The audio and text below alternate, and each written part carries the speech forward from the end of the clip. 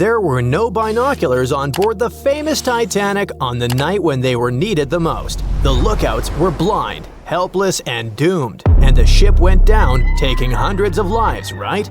Well, it's just one of the many myths from a whole ocean of half-truths, rumors, and dramatic retellings the Titanic is still sailing in.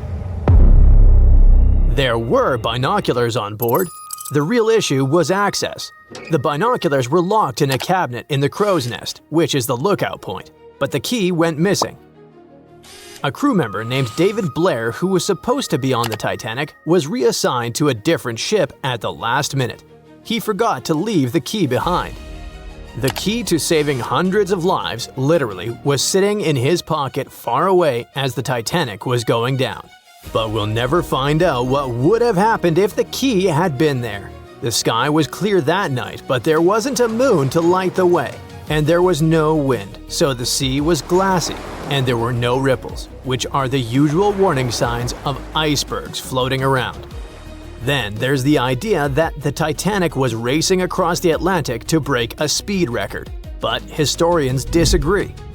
The Titanic's crew knew there was ice out there, but instead of slowing down, they just kept going, cruising around 22 knots. That's only a couple of knots slower than her top speed, but the Titanic wasn't being pushed to her limits. Many of her furnaces weren't even fully stoked. And it was normal practice for that time to just keep going and trust those on the lookout to spot the ice before the ship hits it. Those massive Atlantic liners weren't about taking it easy. They were about being perfectly on time. Ships like the Titanic were basically the express trains of the sea, and any delay would have been a PR disaster. So, yeah, they knew the risks, but didn't think it was a big deal. After all, plenty of ships had close calls before and came out okay.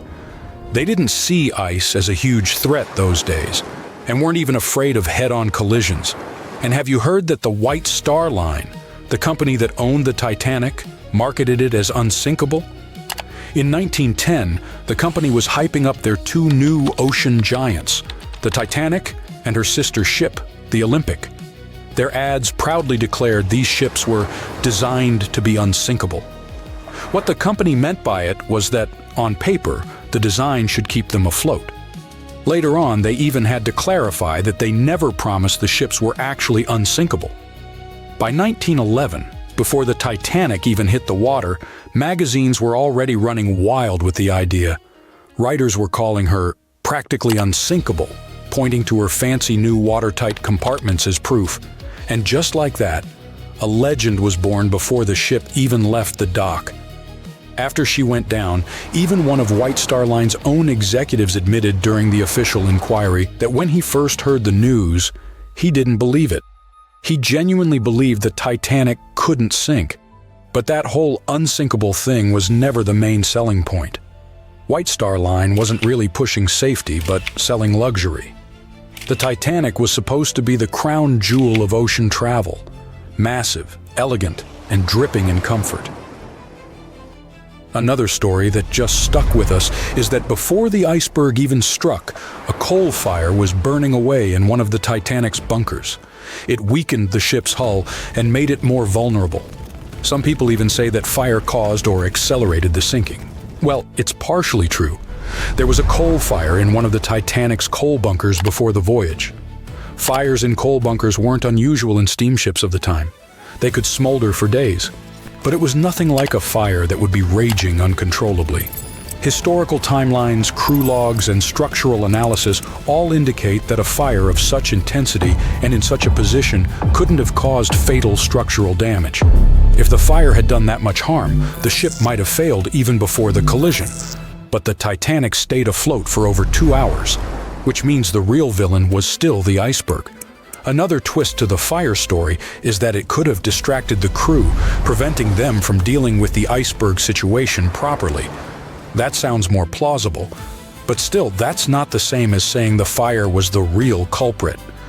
Speaking of the real culprits, there's no doubt it was an iceberg, but the scale of disaster it caused was way more subtle than a big movie-style gash in the hull.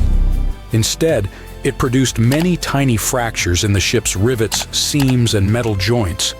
Each fracture was almost unnoticeable, but because the ship was cruising, the water was steadily running through those micro gaps under pressure. It slowly seeped into multiple compartments and filled 6 of the watertight sections. The Titanic lingered, hovered, took on water, and was failing compartment after compartment. She sank over a period of 2 hours, rather than going down in minutes. If the iceberg had catastrophically torn open the hull, the ship would have gone down almost immediately, and people would have had no time to react and escape. Sadly, not all of them had that chance anyway. You probably recall the heartbreaking scene from the Titanic movie, where third-class passengers attempt to escape to the decks, but they are locked below in their section. Well, it's only partially true. Yes, there were barriers separating passenger classes, but they were mostly in place to comply with U.S. immigration laws. Third-class passengers going to America in search of a new life had to pass health checks and immigration processing. That's why they were traveling on separate decks. There were some lifeboats for them, although not in the third-class sections of the ship, so they would have to navigate a maze of corridors and stairs to reach the top. And many of the third-class passengers didn't even want to try, as they didn't want to leave their luggage behind. In the end, only about a quarter of the third-class passengers survived, but no one forcefully kept them on the lower decks. Now let's switch gears and discuss the Titanic facts that people used to deny or overlook, but which have since been proven true. For example, most deck plans and diagrams you've seen in Titanic documentaries don't show a hidden deck down under the waterline called the inner bottom. Many outside engineers did not fully understand or discuss it. This hidden deck stretched nearly the full length of the ship and had 44 separate watertight tanks. Most of them were for water ballast, some for fresh water. There were also wing tanks, port and starboard, which helped with balance. The inner bottom was like the ship's built-in organizer. It divided the Titanic into separate sections, allowing different parts to remain balanced and easier to control. It was designed to stay afloat with up to 4 of the forward compartments flooded. Sadly, the rendezvous with the iceberg opened 6 compartments, and you know what happened next. And finally, my personal favorite Titanic myth is that the ship split cleanly in half, like some Hollywood action scene. Blame James Cameron for that one. We all cried when we saw it, but reality was way uglier. For many years after the tragedy, survivors couldn't all agree on what they saw. Some said the ship went down whole. Others swore it broke apart. No one believed the second group until the scientists found the wreck in 1985. Then, they finally confirmed the truth that the Titanic had indeed broken in 2, but not neatly. The metal twisted, tore, and shredded as the stern lifted into the air, and 2 opposite forces ripped it apart. And to make it even more tragic, the people were still clinging to the back half when it snapped and plunged into darkness. Exclusive photographs, by far the best yet, are in from the Titanic. For most of this century, When the first images of the Titanic shipwreck appeared in September 1985, the world stopped.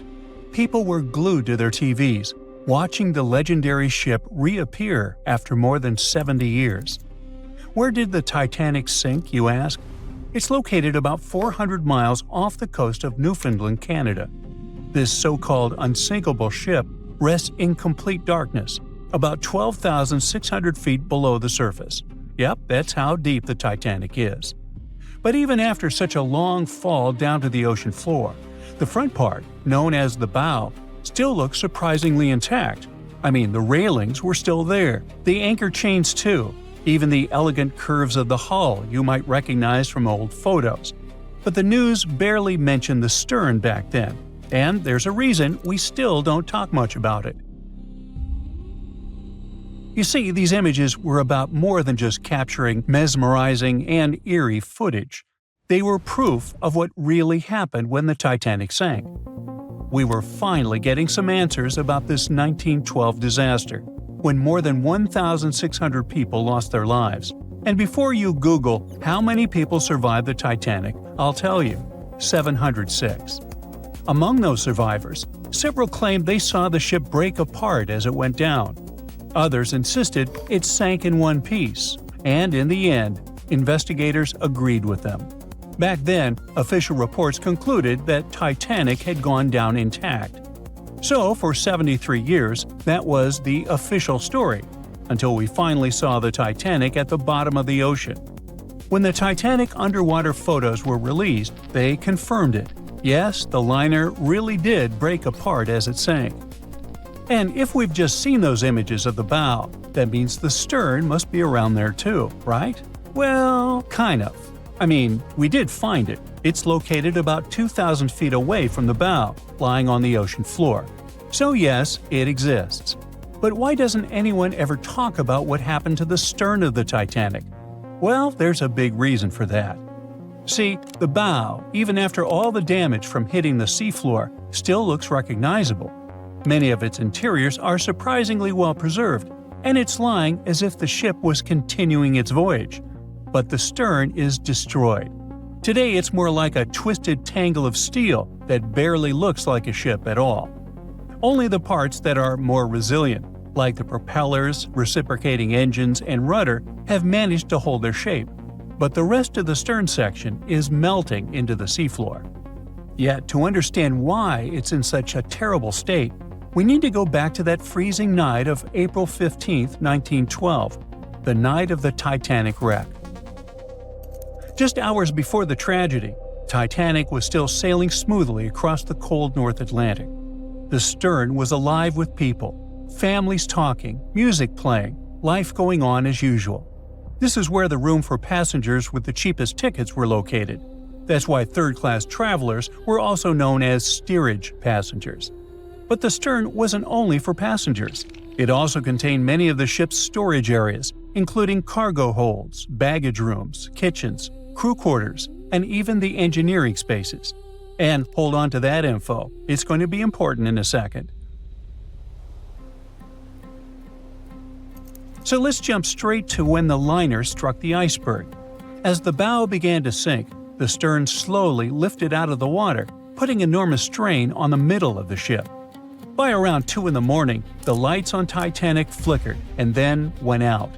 Moments later, the ship broke in two, and the bow disappeared beneath the waves. The stern briefly settled back on the water before rising again, this time almost vertical. It stayed upright for a few seconds and then began its final plunge. At about 2:20 in the morning, the stern vanished beneath the Atlantic. Titanic was gone. What was happening beneath the water were two completely different scenarios. First, the bow slowly filled with water and began to drift downward, almost sailing gently like a submarine. Because of that, it managed to keep its shape and stayed mostly intact. But Titanic's stern collapse was a whole different story. The stern was ripped wide open where the ship had split apart. Water rushed in through that open end at incredible speed. This sudden flooding made the stern plunge downward much faster than the bow. The rush of water created so much turbulence that pieces were ripped off and scattered all around the ocean floor. Now, remember what I said earlier about the spaces inside the stern? Those huge storage areas were wide open, and many of them contained air pockets. So when the stern section broke away, it still had compartments filled with trapped air. As it spun down into the depths, this increasing water pressure crushed those pockets one by one. The surrounding structure began to implode, scattering pieces of metal, furniture, statues, and passengers' belongings across the ocean floor. So many experts believe the immense water pressure made that section collapse as it sank, and that's why we can't see much of it today. And now you know the answer to the Titanic back section mystery. We don't talk about it much, simply because there's not much left to see. It's like the part of the Titanic story that's too broken or too painful to talk about openly. The side of the ship that truly feels lost. And sorry to say this, but that's the future of the bow, too. I mean, it won't be there forever. The iconic shape of the wreck is changing year after year, and not in a good way. The front part of the Titanic is deteriorating, and one day, it'll be entirely gone. Down on the seabed, the Titanic faces enormous pressure, nearly 390 times greater than at the surface. The good news is, there aren't any air pockets left inside the ship, so big implosions won't happen again. But the bad news is that the ship's own weight is now helping to tear it apart. As those 52,000 tons of steel slowly settle into the ocean floor, they twist and pull on the hull. Submersible missions have already spotted large cracks running through the steel plates, and even the decks themselves are starting to cave in. And there's something else. The wreck might look cool and spooky today, but that actually comes from a thick layer of bacteria and microbes covering it. The problem is, they're slowly eating the Titanic. Yep, most of the corrosion happening down there is caused by bacteria, and this is gradually weakening the entire structure. Steel plates, beams, and supports are getting thinner every year. Scientists estimate that the ship is losing between 0.13 and 0.2 tons of iron every single day. Still, even at that rate, the wreck won't vanish overnight. Experts believe it could take up to 420 years for the liner to disappear completely. Until then, we'll keep watching this sad but natural process unfold. Parts of the ship have been falling apart little by little since the night when Titanic sank. And a lot has already changed since we started taking underwater photos, like the railing sections that have dropped and the ceiling in the captain's bathroom that's collapsed. That's why so many expeditions are now focused on capturing footage and detailed scans of the Titanic shipwreck to preserve its memory before the ocean takes it all. It's our way of keeping the story alive, even as time and nature continue their quiet work. Maybe those hungry bacteria can take a break from their buffet, so that Titanic can rest in peace with many more years to come. Titanic. Titanic. The Titanic. The Titanic. Titanic. The Titanic. The Titanic. Titanic. The Titanic. Congratulations! You can now forget everything you've seen in the movies or everything you've read in books and newspapers and heard from people. Now we have the most detailed and reliable study of the famous sunken ship. A large-scale Titanic 3D scan allows us to see in fine detail everything that happened during the disaster. And rest assured, there was a lot going on there that you've never heard of. Are you ready for Titanic new discoveries? Let's go! There's a fat chance, or a thin chance, take your pick, that there are no people here who haven't heard of what happened. But just in case, here's the quick backstory. On April 10, 1912, the giant cruise ship Titanic sailed from Southampton, England to New York City. 4 days later, the ship collided with an iceberg and sank in the freezing waters of the North Atlantic. It was one of the most tragic and biggest disasters in the history of sea voyages. Since then, the wreck of the giant ship has been lying under a layer of icy water. For decades, people wanted to get this ship from the bottom many times, but they never fully tried. Passenger stories, documentaries, and books have given us a complete picture of what happened. But the only witness that can tell us about those tragic events is the ship itself. And some people decided to ask it about that night. A group of experts, oceanographers and cinematographers, recreated a virtual version of the events and showed it in the documentary Titanic: The Digital Resurrection. This is the most detailed digital reconstruction of how the Titanic sank ever made. To create it, specialists from the Magellan Company sent marine robots to the bottom where the ship lies at a depth of 12,500 feet.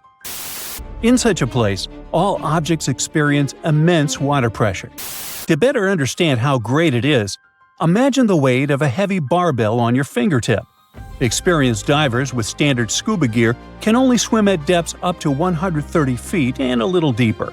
So it's a challenging, almost impossible mission to descend to such a depth and conduct research. It's dangerous for people. That's why the team of specialists sent robots there. Equipped with cameras for deep-sea surveys, they took more than 700,000 photos and videos in 4K resolution. They were collecting data for 3 weeks, exploring every part of the ship. Eventually, they had about 16 terabytes of data. Now, 1 terabyte is 1,000 gigabytes. Is that a lot? The largest game on PC, Microsoft Flight Simulator, weighs about ½ terabyte, and it has maps of the entire planet to create a realistic flight simulator. Still, this huge program weighs 32 times less than that Titanic scan. Imagine how detailed the model of the ship and the simulation of the disaster turned out to be. Moreover, the team combined all this information with the drawings of the ship. They calculated the speed of Titanic that night, its direction, its position, and the angle of impact with the iceberg. All of this was uploaded to supercomputers to create precise crash simulations. After that, specialists studied eyewitness reports, got consultations from historians and maritime experts, and then presented a detailed staging of the tragic night. Some things turned out to be different from what you know about them. For example, the iceberg didn't make a huge hole in the side of the ship. A Titanic wreckage scan shows that a piece of ice had struck a glancing blow and created several holes in the hull. Each of them was the size of an A4 sheet of paper. How could such minor damage destroy a giant ship? The problem was that those A4-sized punctures covered the entire length of the case. The Titanic's creators claimed that it was the most unsinkable ship in the world. However, its unsinkability lay in the fact that it could stay afloat even if 4 of its watertight compartments got flooded. But the collision with the iceberg led to the flooding of 6 of them. The iceberg had a mere 6.3 seconds of contact with the ship and still managed to sink it. The Titanic wreckage scan also showed a portal with a broken window. The iceberg probably crashed in there.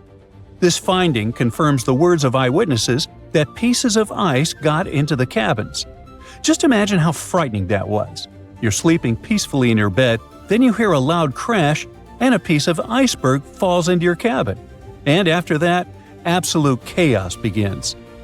The researchers found out exactly how the ship had split in half. In the famous movie, we all saw how the back of the ship had risen above the water and then broken off. The ship indeed broke, but not as gently as we saw on the screen. Yeah, the scale of the disaster was terrible, but the reality was even worse. The ship wasn't just broken, it was torn in two. Wooden and metal parts of the ship, pipes, chunks of the hull, walls, everything was torn and bent. The first-class cabins were torn in two. Imagine the screeching of metal that sounded on that cold night. Researchers compared other Titanic facts versus the movie. One of them was a story about First Officer William Murdoch. In the movie, his character attacked passengers who were trying to board the boat. But in reality, everything happened differently. Titanic survivor Charles Lightoller said William Murdoch had drowned when he was trying to lower a lifeboat into the water. He didn't attack anybody, but still faced a tragic fate.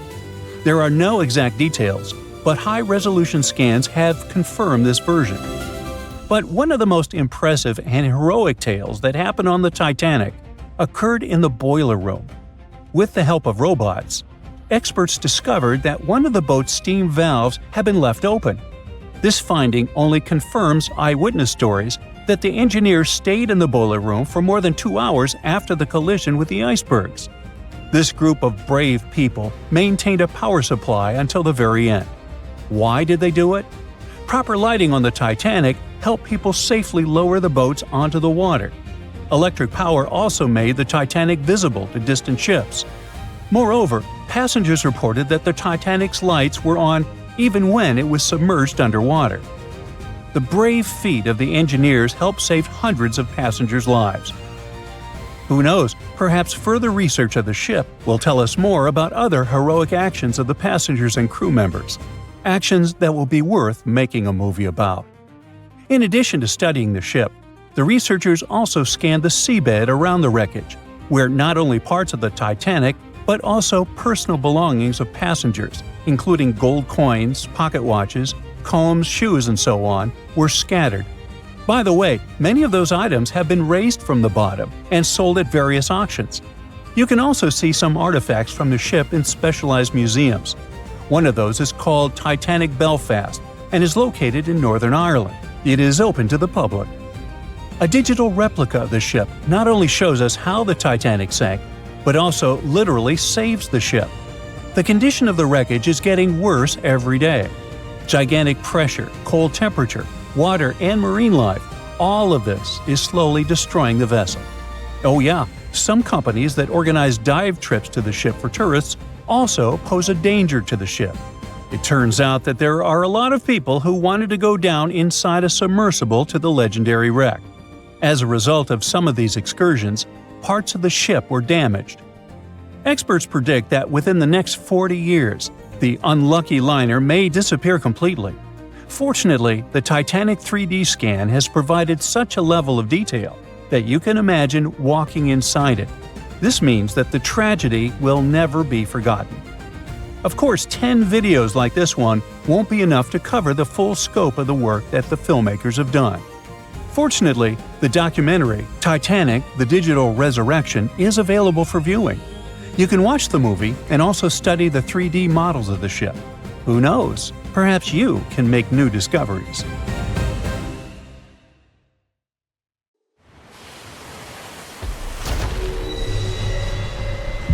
Over 1,500 people lost their lives in this part of the ocean, so maybe it's a prudent idea to stay away from it. The spot where RMS Titanic sank remains dangerous. I mean, yeah, there are still huge icebergs out there, but there are even bigger threats lurking beneath the surface. Titanic is sitting about 12,500 feet underwater, nearly 400 miles southeast of Newfoundland. It's been down there for over 100 years, so over time, the wreck's just been falling apart little by little. The infamous ship is rusting just like any iron or steel structure would be underwater. Chemically, when you mix iron, oxygen, and water, that combo sets off a reaction that creates iron oxide, and that's what leads to corrosion. So, steel plates, beams, all that stuff is getting weaker. Parts of the liner are caving in, like the ceiling in the captain's bathroom and a section of the railing that collapsed not too long ago. But in the case of Titanic, a lot of that corrosion is actually being caused by iron-eating bacteria. When the Titanic sank, it split into two big pieces, the bow and the stern, which landed nearly 2,000 feet apart on the ocean floor. And now both pieces are covered in this biofilm, a living blanket of bacteria, marine fungi, and all sorts of other microbes. Over time, microbes feeding on the ship's iron have created these things called rusticles, and they are actually speeding up the wreck's decay. Scientists say the stern is breaking down way faster than the bow, mostly because it took more damage when the ship sank. And now, thanks to all that bacterial activity, the stern could be deteriorating as much as 40 years ahead of the bow. So yeah, microbes have been thriving and flourishing down there. If you are a germaphobe, that probably sounds like a total nightmare. But honestly, it's not that bad. For one, they don't even look gross. These rusticles actually look kind of cool, like ice crystals or tiny diamonds clinging to the wreck. And don't worry, you are not in danger. As long as you keep a safe distance from the wreck, no direct contact, and definitely don't go poking around inside, there really is no risk. Speaking of getting dangerously close, we've got to mention the Titan submersible disaster. You know, the one that catastrophically imploded back in 2023 during a trip to the Titanic wreck. Sadly, all 5 people on board lost their lives. Even though this trip was sold as a tourist adventure, going that deep in the ocean is no joke. It's terrifying, cold, and dark. Sunlight gets absorbed by water and can't reach much farther than about 3,300 feet below the surface. Past that point, the ocean is in total darkness all the time.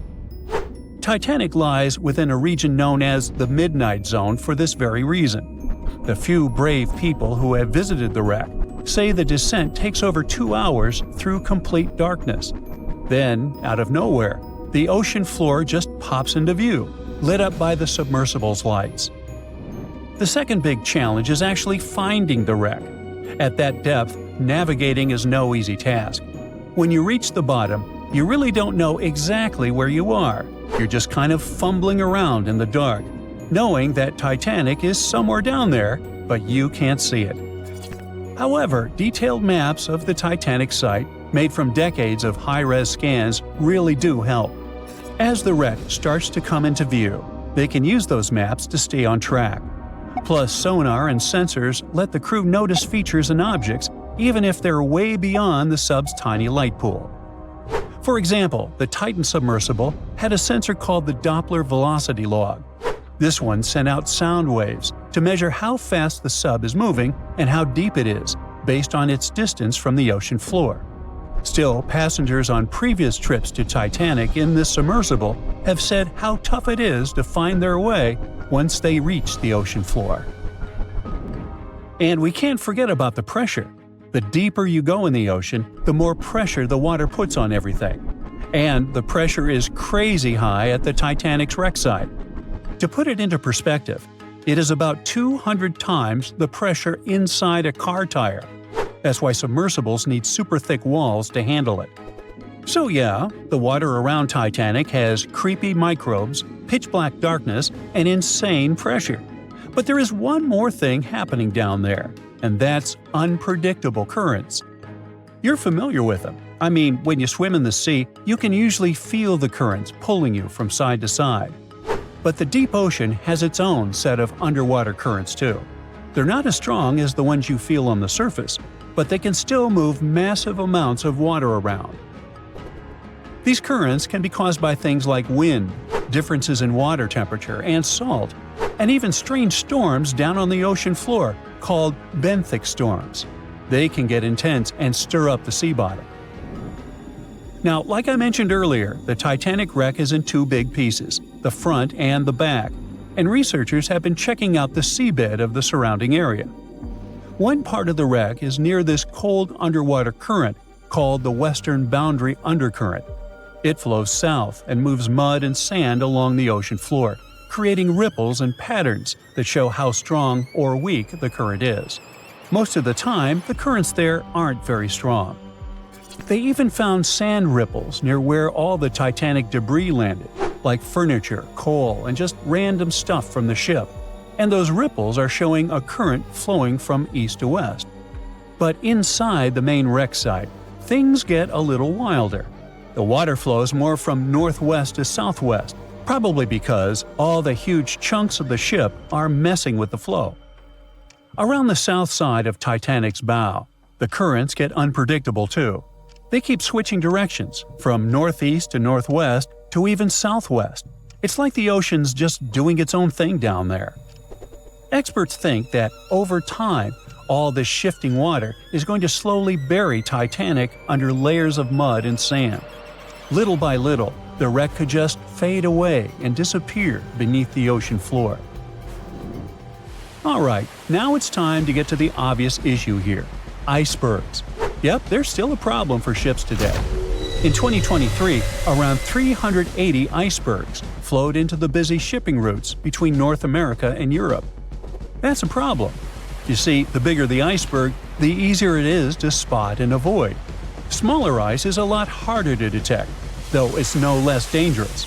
And that's because the most dangerous part is underwater, where no one can see it. Think about the iceberg that sank Titanic. Passengers saw about 100 feet of it above the water, but it's believed that's only 16% of its total size. Experts say the rest, hidden beneath the waves and much larger than what's visible, could stretch down several hundred feet. Now, the good news is that, unlike Titanic's day, we have much more technology now to spot icebergs in time. Modern ships have radar and satellite imagery that can pick up icy threats hiding in the dark. Some vessels even use sonar and thermal imaging to see through fog, helping the crew to spot icebergs above the surface. GPS and AIS pick safer routes, and monitoring centers around the globe send out real-time alerts, like having a personal iceberg spotting assistant. So, yes, it is a massive upgrade from just relying on binoculars. You won't have to worry about icebergs on your next cruise vacation, even if it passes alongside Titanic's route. But just to be extra safe, try not to travel with anyone named Jack or Rose, and never play the violin while on board. Just saying. By April 1912, the Titanic was the most expensive and unsinkable ship in the world. These days, the sunken Titanic is associated with some of the most expensive expedition tours in the world. Despite the terrible tragedy, people have built profitable businesses using the famous ship, and these businesses can be very dangerous. The Titanic fell to the bottom of the icy waters of the North Atlantic in 1912. It was more than 70 years before people finally discovered the ship. It happened in the 80s, when researcher Robert Ballard carried out a secret mission to search for sunken submarines. In addition to his mission, Ballard also wanted to search for the wreckage of the Titanic if he had the time. In short, he did find the Titanic. This discovery became the beginning of big profits, fighting for customers, lawsuits, and the destruction of the wreckage. Shortly after the discovery, Ballard came to the U.S. Congress and testified about the Titanic he'd found. He suggested making a sea memorial out of the wreck's site and leaving this place untouched. In 1986, Ballard installed a plaque on the Titanic, and the story ended there. But not for long. The Titanic tragedy was a popular theme, so many companies realized they could make a lot of money out of it. In 1987, an American company, Titanic Ventures, descended to the wreckage together with the French National Institute of Oceanography and got about 1,800 artifacts from there. Then the company received the rights from the US government to rescue the Titanic by parts.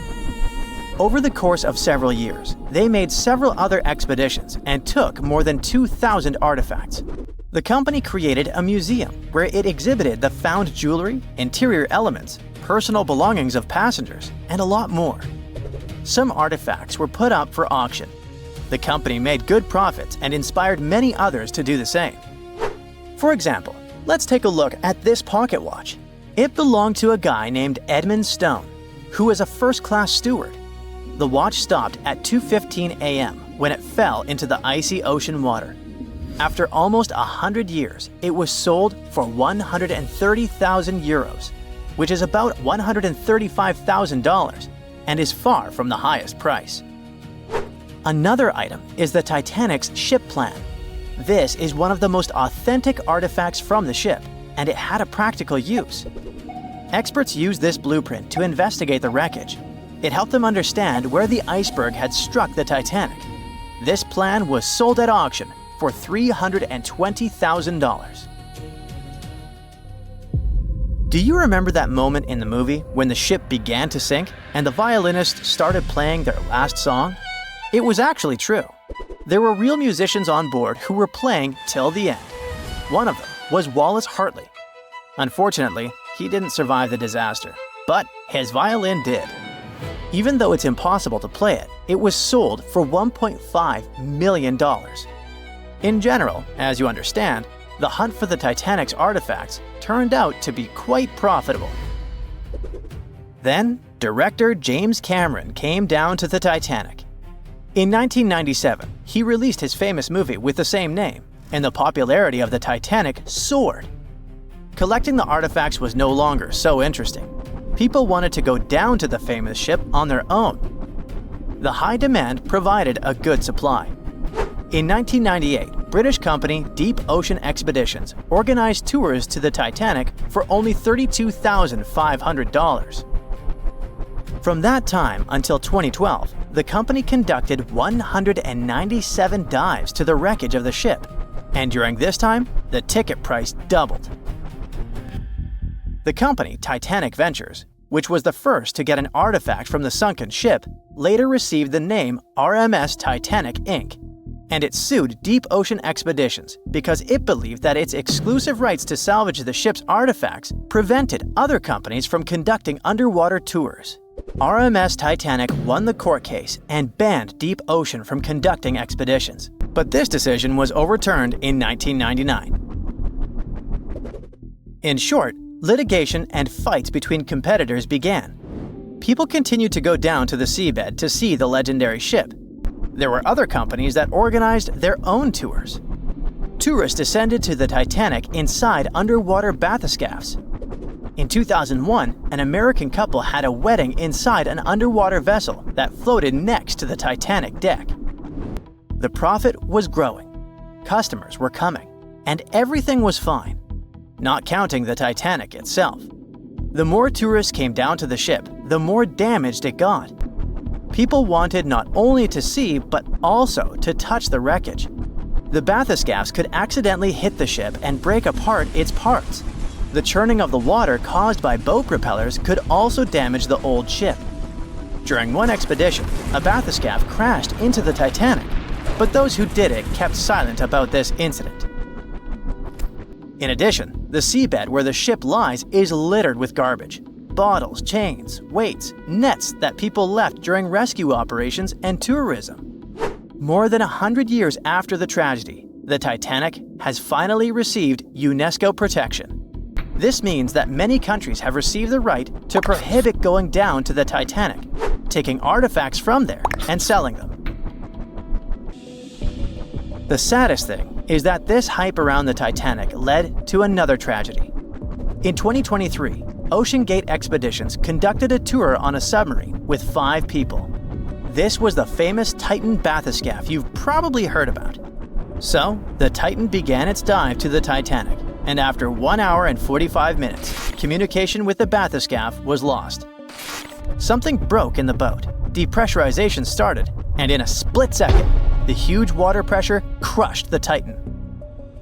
Despite the danger of such a dive, there are many people who want to go on an expedition to the Titanic to see the ship with their own eyes.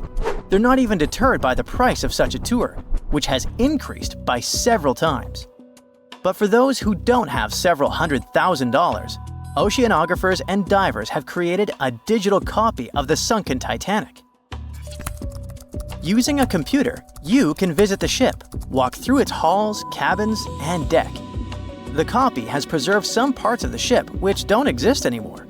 For example, the famous railings on the ship's bow where Leonardo DiCaprio hugged Kate Winslet have recently collapsed. And you can also visit museums dedicated to the Titanic. There, you'll see various photos, elements of the ship, personal belongings of passengers, and many other artifacts. Anyway, if you have a lot of money and you still want to go down to the Titanic, think twice. And in general, ordinary scuba diving is a rather dangerous thing. These are the problems it can cause. When you dive underwater without preparation and come up too fast, you're likely to encounter decompression sickness, which is also called the bends. Due to the rapid decrease in the pressure that surrounds you, nitrogen bubbles move through the body and might cause paralysis, severe discomfort, spinal cord damage, and many other troubles. Wait a minute, what are nitrogen bubbles doing in your body anyway? Your cylinders contain compressed gas that consists of nitrogen and oxygen. And when you inhale this substance and the pressure around you sharply decreases, nitrogen accumulates in bubbles. According to Henry's law, the solubility of gases in a liquid is directly proportional to the external pressure. The liquid is flowing in your veins and arteries, and the external pressure is tons of seawater around you.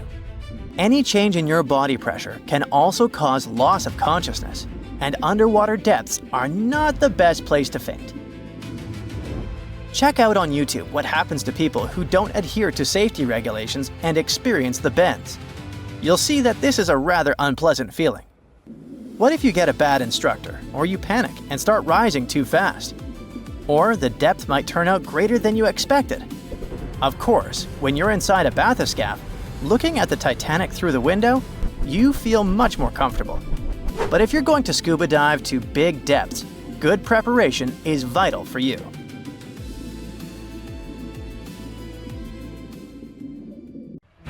How could a ship built by the brightest minds of its time and called unsinkable go down in just 2 hours and 40 minutes? Maybe we can crack the mystery by diving deep into the bolts of the Titanic. And I mean that quite literally. It all started with a fancy dinner in London back in 1907. Lord William James Parry had a big idea and needed the right people on board. He invited the director of the British shipping company, White Star Line, over to chat. White Star was already riding the waves of success with transatlantic travel, making a fortune taking emigrants to America. But the competition was fierce. Cunard, one of their biggest rivals, had just launched 2 sleek, fast ships, the Lusitania and the Mauretania. These ships were the latest and greatest in both speed and luxury. Parry wasn't about to let that slide. As chairman of an Irish shipbuilding company, he figured if he teamed up with White Star, they could dominate the scene. That same night, over dinner, they started dreaming up an entire fleet of ocean liners: the Olympic, Titanic, and a third ship that eventually became the Britannic. Soon those ideas were being turned into reality. The construction of the Titanic and its twin, the Olympic, kicked off. It was such an impressive affair that they had to build 2 new shipyards on Queen's Island, known as Titanic Quarter, in Belfast Harbour. But building something that massive? Way easier said than done. Harland and Wolff, the British company behind the construction, had their hands full. This was the biggest ship anyone had ever tried to build, and it took 15,000 men working round the clock to make the dream happen. The Titanic and its twin were planned to be 882 feet long. It was just enough to stretch another 120 feet longer than the new Cunard liners. By the time it was finished, the Titanic stretched as long as 4 city blocks and high as a 9-story building. Aside from being the largest ship of the time, it also got another nickname. When Shipbuilder magazine went to examine it, they came up with the adjective unsinkable. But something went way too wrong along the way. If we made a quick X-ray of the Titanic, this is what we would find. 2,000 steel plates, each up to 30 feet long and weighing around 3 tons.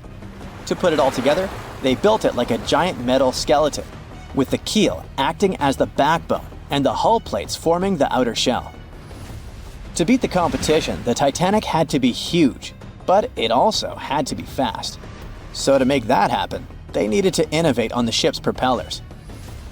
It had 3 propellers, 2 outer ones with 3 blades and 1 central propeller with 4 blades.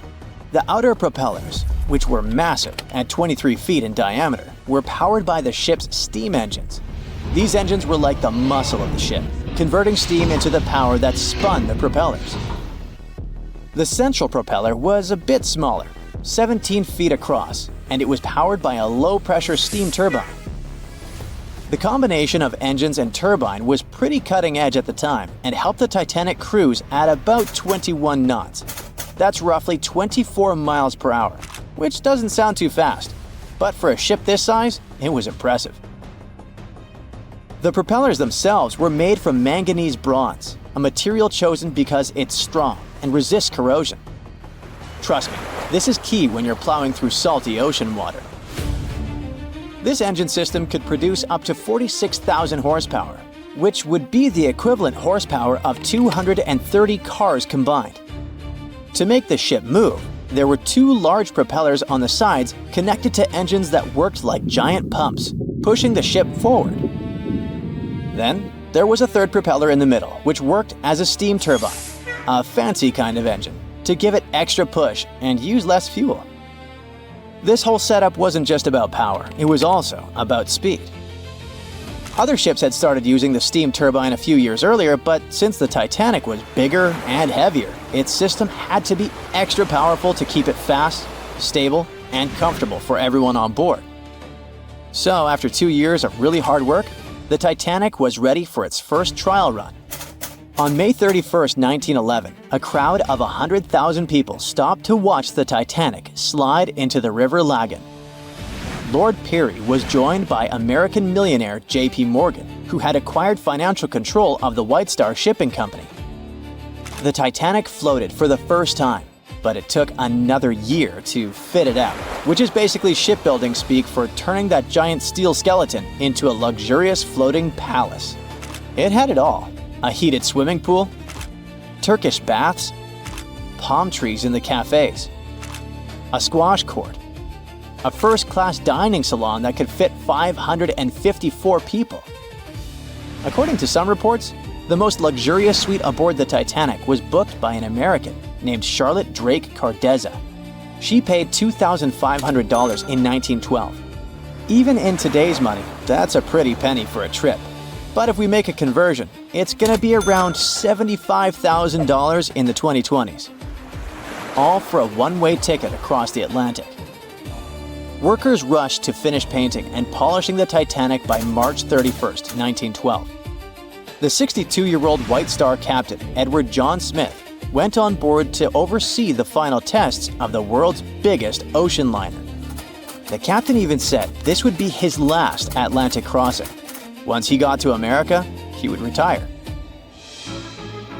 On April 10th, the ship was ready for its maiden voyage. It sailed to Southampton to take on coal and its first passengers. Passenger Sylvia Caldwell asked a deckhand if that gigantic ship was really unsinkable, to which he answered the iconic line that not even God himself could sink that ship. 4 days into the voyage, the RMS Titanic met its fate. Even though the ship got warnings about icebergs, it was gliding super fast in the dark. When the lookouts finally saw the iceberg, it was too close for the ship to stop or turn. Imagine trying to suddenly slam the brakes on a huge car. Now imagine that car was 20,000 times heavier than a normal vehicle and moving absurdly fast. When the Titanic tried to steer away, it ended up scraping the iceberg along its side. Even though the crew tried slowing down and turning, the ship sideswiped the iceberg, ripping open 100 meters of the hull, damaging 6 out of 16 watertight compartments. This caused the ship's front to dip underwater while the back lifted up, just like when one side of a lever gets too heavy. At a steep angle, the ship began to break in half from the middle, which is how it eventually sank. But why did the hull and rivets break so easily? A 1991 expedition discovered pieces of the Titanic's hull and found that the steel used was extremely brittle, especially in freezing temperatures like those on the night of the sinking. The steel didn't bend or give under pressure. It shattered like glass, making the impact much worse. Chemical testing also revealed that the steel had high levels of sulfur, which weakened it. This kind of brittle steel, combined with the high speed and freezing temperatures, was a recipe for disaster. Okay, there were material flaws, but the ship's design also had some serious issues. Those watertight compartments weren't fully sealed at the top. So as water flooded in, it spilled over from one compartment to another, speeding up the sinking process.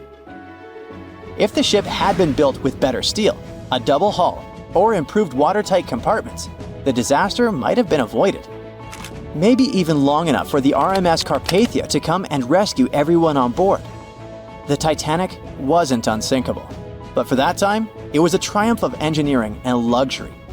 The thing is, even the best designs can't always beat nature.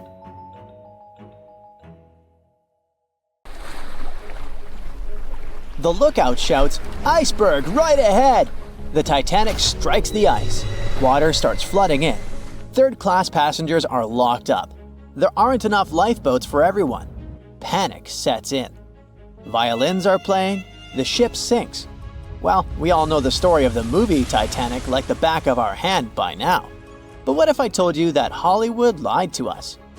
To tell the real story of what happened that freezing night in 1912, we need to rewind a bit. The lookout shouts, "Iceberg right ahead!" Yep, that part was true. Just before 11:40 at night, Frederick Fleet noticed something darker than the sea directly ahead. As the ship got closer, he realized it was an iceberg. The engines were quickly reversed and the ship turned sharply. Instead of hitting it head-on, Titanic scraped along the side of the berg, sprinkling ice on the forward deck. If you remember, in the movie, Jack and Rose are having a romantic moment when they feel the ship shudder after hitting the iceberg. Everything shakes as if they were in the middle of a light earthquake. Some real-life passengers reported feeling something similar after the impact. But according to Titanic survivor Frank Prentice, it wasn't exactly like that. He said there was no impact as such, and it all felt more like slamming on your car brakes. The ship stopped, and that was that. Some people even slept right through the collision, confirming that there wasn't such an abrupt impact. Mr. Prentice, curious about what had happened, left his cabin and went out to the deck. When he got there, all he could see was a little ice on the surface, not the towering iceberg that Jack and Rose saw. But as we all know by now, the real damage happened below the waterline, where the iceberg had a jagged spur that slashed a 300-foot gash in Titanic's hull. Once the crew realized how severe the damage was, they immediately began sending distress calls to nearby ships, asking for help. At some point in the movie, the radio operator goes to the captain and says there is only one ship nearby, the RMS Carpathia, which later ends up rescuing many passengers. But in real life, there were more ships around. It's believed that the SS Californian was only about 23 miles away. This ship might have actually seen the Titanic sinking, or at the very least, seen its rockets exploding high in the sky. Yet, for reasons we will never fully understand, they didn't try to help. Let's get back to the story. Now, people need to get off the ship. At 12:45, lifeboat number 7 was the first to be lowered. Just like in the movie, women and children were told to go first. But in reality, some women were hesitant and even refused to get into the lifeboats. Mr. Prentice said this happened mainly for 2 reasons. First, these lifeboats were high and passengers were terrified of the 70-foot drop from the deck to the ocean below. And second, most women didn't believe the Titanic would actually sink. It was called unsinkable after all. So the idea of getting into a lifeboat seemed pointless at the time. This mindset probably explains why Eloise Smith, a first-class passenger, recalled that there was no panic or chaos at first. Other survivors backed this up, saying that no women or kids were crying. But one thing that was indeed concerning, at least for the crew, was the possibility that the lifeboats might buckle under too much weight. This is one of the theories why the first few lifeboats left carrying only a fraction of their full capacity. Like lifeboat number 7, which only carried 27 people in it, even though it could hold up to 65. In total, Titanic had 20 lifeboats, which could carry about half of the 2,200 people on board that night. But that didn't happen. And now we know the passengers had no idea there weren't enough for everyone. As women were calmly getting into the first lifeboats, musicians headed up to the deck. Their only goal was to play and keep the passengers calm. That's a pretty well-known fact. But the real story is that some survivors said they never saw or heard the band. No violinists whatsoever. It's not like Hollywood misled you though. The musicians did play for over 2 hours after the ship had hit the iceberg. So maybe these passengers were just too panicked to notice the songs, or the musicians started playing later than we think. Now, it's time to talk about the terrible treatment that third-class passengers received. The movie portrayed the crew as cruel, locking the less fortunate below deck like animals, giving them no chance to reach the lifeboats and save their lives. But the official inquiry into the disaster suggested that wasn't true. I mean, yes, fewer third-class passengers survived compared to those in first and second class, but there were other factors at play. Many third-class passengers were reluctant to leave the ship, clinging to their belongings, and had a harder time making their way up from the cabins, which were at extreme ends of the ship. Some survivors confirmed that they were not locked up. In fact, it was quite the opposite. Mrs. George Wabi, a Lebanese woman traveling in third class, said that when chaos had erupted, some brave crew members and well-dressed first-class passengers had actually helped her get up to the first-class deck and eventually onto a lifeboat. At first, the Titanic was sinking slowly, bit by bit. Passengers reported seeing the water rising and hearing pops and cracks. Then, there was a loud boom. Some said there had been just one explosion, while others described it as a series of smaller explosions, which they'd thought had been the bulkheads giving way. And there's also a group of people who said they had only heard a rumbling sound. So not everyone agreed on the sound they had heard, but one thing is a fact. By 2:18 in the morning, the lights on Titanic went out, and the ship plunged into complete darkness. As the bow continued sinking, the stern rose out of the water, putting immense pressure on the middle of the ship. This caused the Titanic to break in two.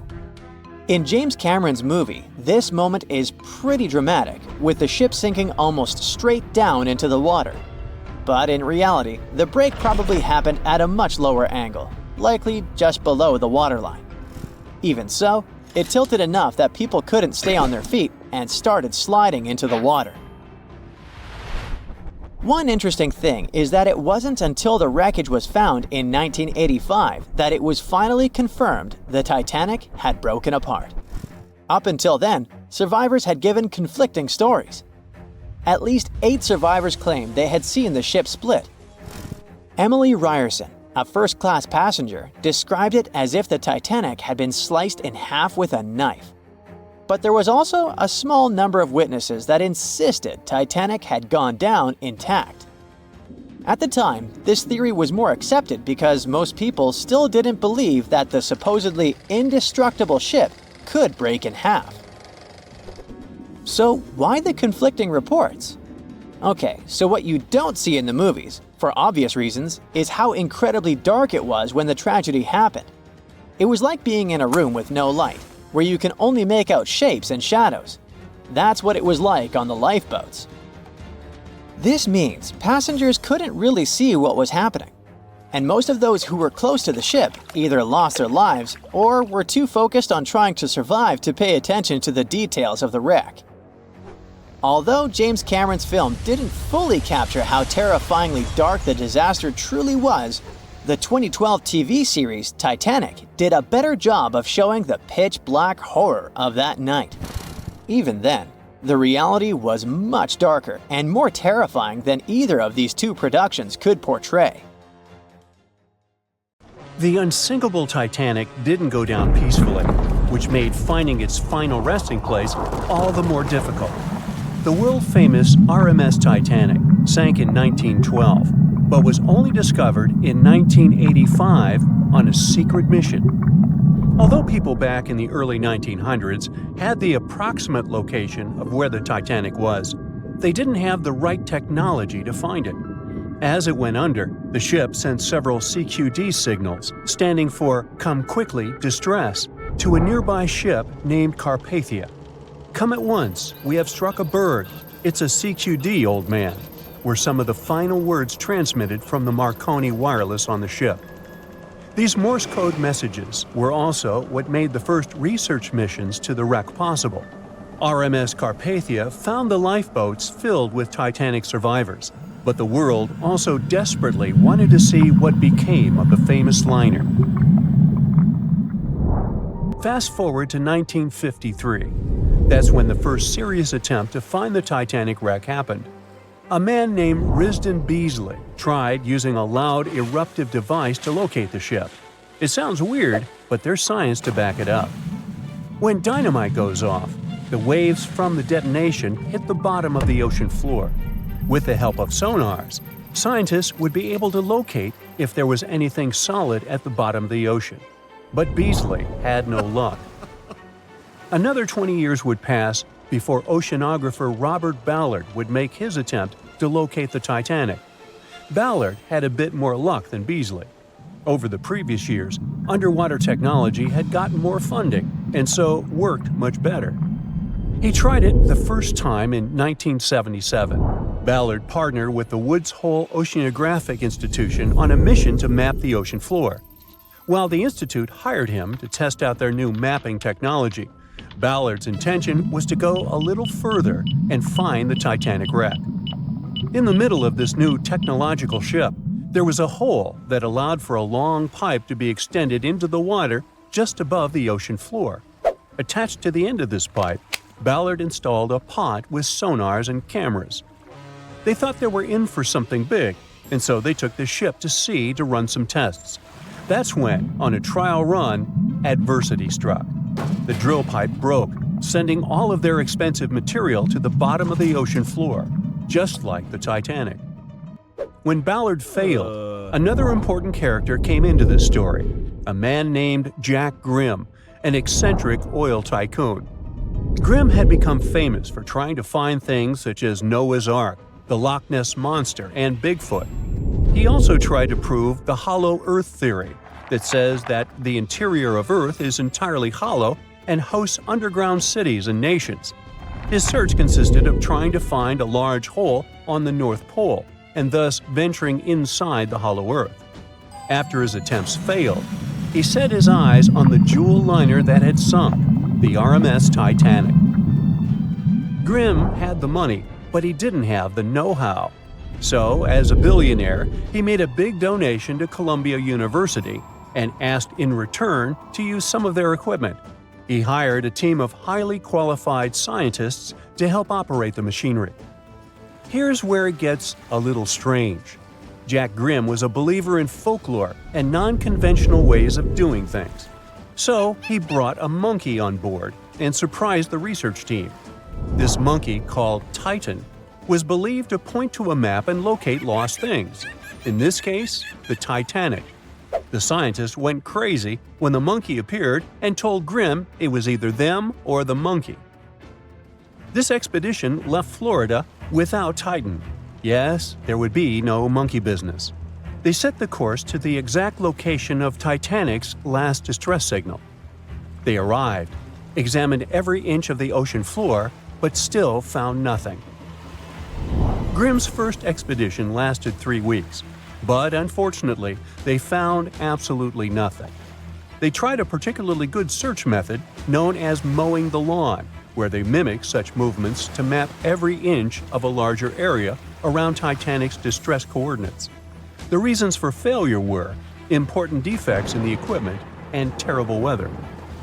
That's when that prior searcher of the lost Titanic came back into the picture, Robert Ballard. He didn't have the millions Jack Grimm had, but he had one thing going for him. The marine geologist was working closely with the U.S. Navy to locate 2 nuclear submarines which had sunk in the 1960s. Ballard himself says he was living 2 lives, one as a researcher and the other as a Navy intelligence officer. The deal was simple. He'd have a green light to search for the Titanic after he found the 2 missing submarines. To find Thresher and Scorpion, he used an unmanned submarine vehicle called Argo. Argo was like a little snow sled. It was attached to a bigger ship that sailed above the water. Argo was connected to the ship by a long cable, and it was piloted by a team on board. The sled had sonars and cameras that provided real-time imaging of the ocean floor, so it was a real advancement on other attempts. After much thinking, he had a eureka moment. He supposed the force of the wreck should have left a comet trail that led back to the ship. While searching for the Titanic, most people had tried to find the ship itself. But until then, it had been trying to find a needle in a haystack. That's why Ballard's logic was so brilliant. He needed to invert the order. He had another obstacle on his hands: time. He could only look for the ship after finding the lost subs. And by the time that happened, he had 12 days left. He teamed up with another scientist, and they applied the mowing the lawn method to map the ocean bed. Another important piece of information that most researchers left out was that there was a sea current moving south on the day of the disaster. This meant that the debris field should be south of the distress signal coordinates. To save time and resources, he would do a quick reconnaissance of the ocean floor, spacing lines more than 3 miles apart to look for debris fields. He also relied more on the camera visuals than on the sonar signals. His team took turns piloting Argo and watching the video. Days rolled by, with nothing but the empty ocean floor showing up. Until the rocks they were used to seeing started to look like man-made debris. Suddenly, there it was, the Titanic's boiler. Ballard was right.